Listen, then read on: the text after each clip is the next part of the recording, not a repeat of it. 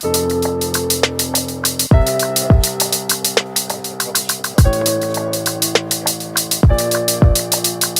getting gas before we go through the mountains, finish our trip through the mountains out of BC. We've got a couple stops today, but our next destination is Blind River in Ontario, which is 1 day and 10 hours away. So we're not doing that today, obviously, because it's physically impossible. And we'll see if we stop or not tonight.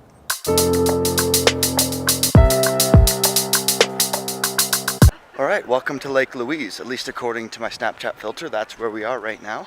We're gonna see about getting some food and then climbing up a mountain.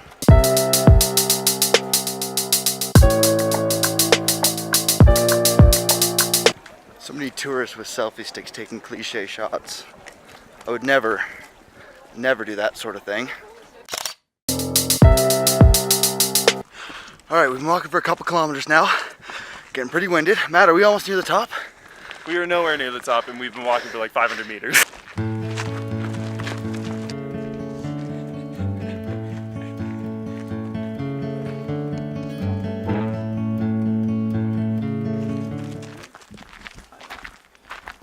Now this is a cool sight.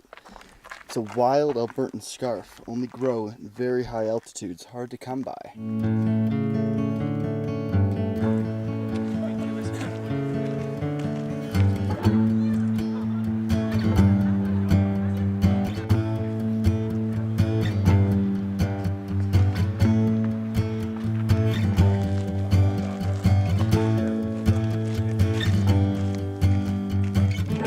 Matt is way too quick. He's somewhere ahead of me.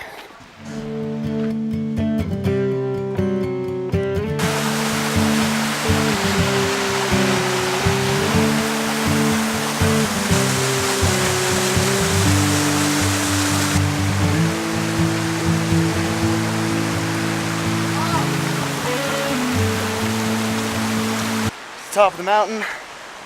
There's a building here, it's called the Tea House. There's Matt, there's even more water, and more rocks, surprisingly enough.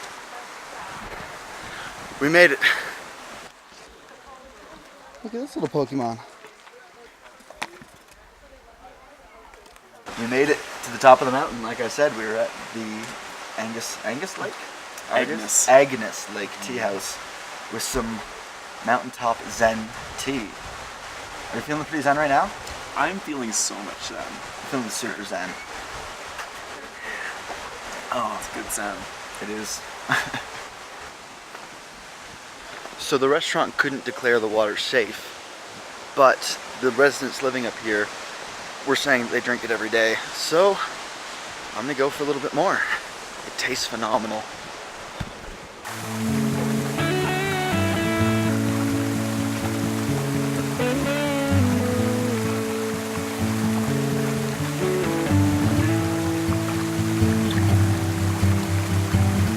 That tea house, they actually used the glacial water coming down for all their teas and coffees.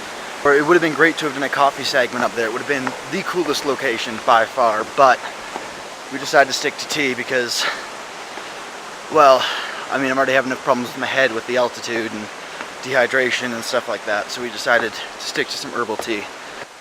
I'll be down for a coffee now, but they won't take cash, and we're all out of cash now.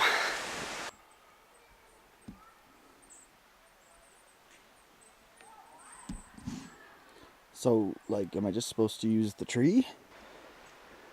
Two paths diverged in the woods, and I chose the one less traveled, and it made all the difference.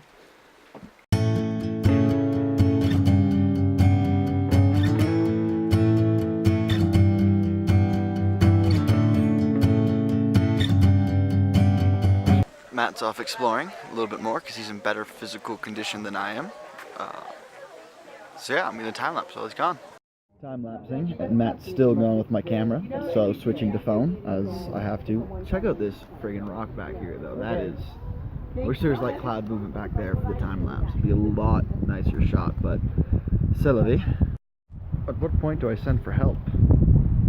Nah, he'll be fine. Alright, it's time to make our descent. The easy part. So all we have to do is make it to that blue building but you can't really see the blue. That building way down there. So that's all. We are back at the bottom of the mountain now. There's Lake Louise, and that's Matt also. Well, we here. Started at the bottom, now we back at the bottom.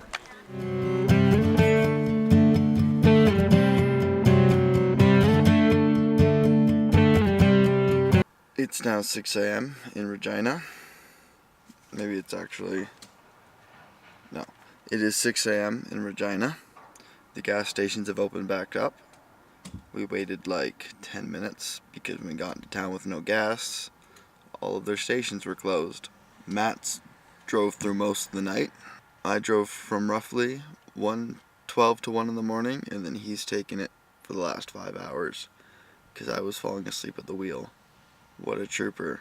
But now, after he gets gas, it's my turn to take over for a little bit. We still got 22 hours of driving ahead of us before we reach Blind River to pick up Luke.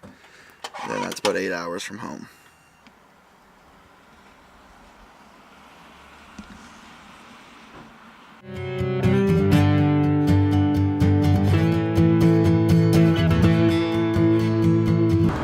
It's been approximately 34 hours since we left Kelowna.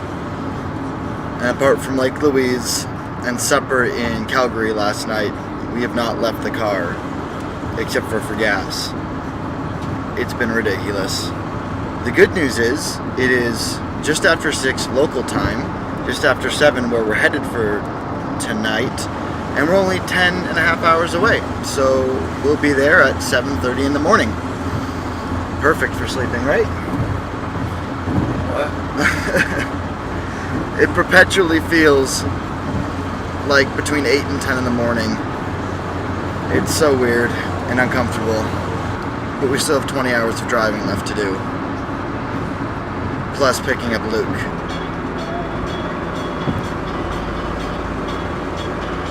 This is what all of Ontario looks like, by the way. It's just 2 lines of trees and 1-lane roads.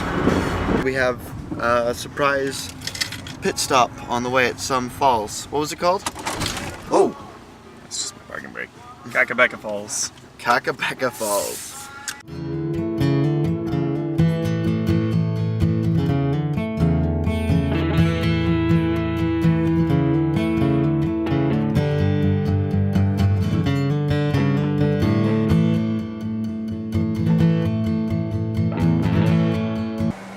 Welcome to Wawa, Ontario, where we are stranded for the night. We are down to a quarter tank of gas, and the only gas station that's open here currently doesn't accept debit or Visa, so we have to wait for the store to open before we can continue on. Alright, it's 9:30 local time, meaning that we've traveled for 48 hours straight, except for the 3 hours we time traveled getting here, so it's actually only been 45 and a half hours, but still. We made it to the camp to pick up Luke. Now we just got squished me in the back here with Luke's stuff. I only have 4 bags. I don't see how this is a problem. The trunk is literally full. Okay. You cannot fit anything. You might be able to fit that little back. Oh, it's not literally full.